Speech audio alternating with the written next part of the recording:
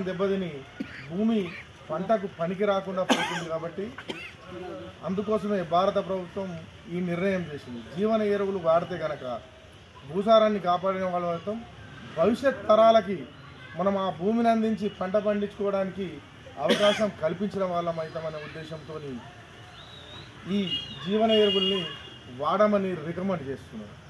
మనం ఏం చేస్తున్నామంటే ఒక్క బస్తా యూరియా కలిపి నల్లగా వచ్చింది, నా పొలం మంచిగా ఉన్నది, భూమిని చూస్తలేం, మనం ఓన్లీ చూసే మొక్కను చూస్తున్నాం. దాన్ని చల్లిన తర్వాత వచ్చిన పురుగును చూస్తున్నాం. పురుగును చూసి ఏం చేస్తున్నాం, మళ్ళీ దానికి రసాయన ఎరువులు వాడుతున్నాం, స్ప్రే చేస్తున్నాం.